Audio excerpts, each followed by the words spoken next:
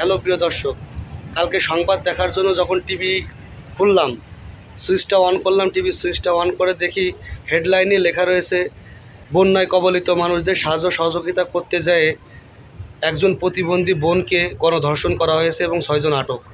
বিষয়টা দেখে এতটাই খারাপ লাগলো, এতটাই বিশ্রী লাগলো। এই কুত্তার বাচ্চারা, তোরা গিয়েছিস এই আকামটা করতে গেছিস? কুত্তার বাচ্চা, তোকের জন্য যে এই ভালো মানুষগুলো বিপদে পড়বে। হ্যাঁ, যারা অরিজিনালি সাহায্য সহযোগিতা করতে গেছে তারাও তো আতঙ্কে থাকবে না?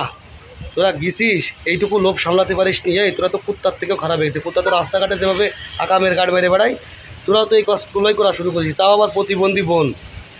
তাই সকল মানুষের কাছে আমার একটাই দাবি, যে শিশু ধর্ষণ এবং প্রতিবন্ধী ধর্ষণ, এই গণধর্ষণটা বন্ধ করতে হবে এবং এদের মানে এত পরিমাণ শাস্তি দিতে হবে যে শাস্তির তুলনা হয় না। শাস্তিগুলো এমন হবে, জনগণের কাছে ছেড়ে দিতে হবে, অর্ধেক মাটিতে পুঁতে রাখতে হবে, এবার ওদের মাথায় দূরিতে ইট মারতে হবে, যখন পানি পিপাসা লাগবে গালে মুইতে দিতে হবে।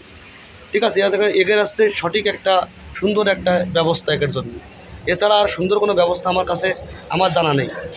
কুত্তার বাচ্চারা, তোরা গেছিস মানুষের সাহায্য সহযোগিতা করতে চাই, আকামের গাড় মারিছে না, তা প্রতিবন্ধী বোন 6 জন আটক হয়েছে। আটক করলে হবে না ভাই, একে জনগণের কাছে ছেড়ে দিতে হবে। এগের এই আসলা বাস পাশার মধ্যে কষাত করে ঢুকে দিতে হবে। ঠিক আছে, ঢুকে দেবার টাইনিয়ে এরম টান দিতে হবে যে গিলে মাইটে পুনটি সব বেরিয়ে আসছে কোঙা দিয়ে। ভাই, তোকে যে আল্লাহ কবে বিচার করবে? তোকের বিচার এ জীবনে হবে না। তোরা আজ ডাইলে ভাইরা ভাই না।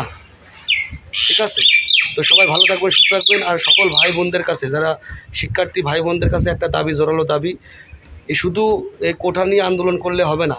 এর পাশাপাশি এই যে নৃশংস কাহিনীগুলো, এই যে গণধর্ষণ, তাও আবার প্রতিবন্ধী এবং শিশু ধর্ষণ, এই নিয়ে একটা সুষ্ঠু আন্দোলন করতে হবে। যে আন্দোলনে যে এমন ব্যবস্থা করতে হবে যাতে আর কেউ দ্বিতীয়বার এই গণধর্ষণ করতে সাহস না পায়। সবাই ভালো থাকবেন, সুস্থ থাকবেন। আসসালামু আলাইকুম ওয়া রাহমাতুল্লাহ।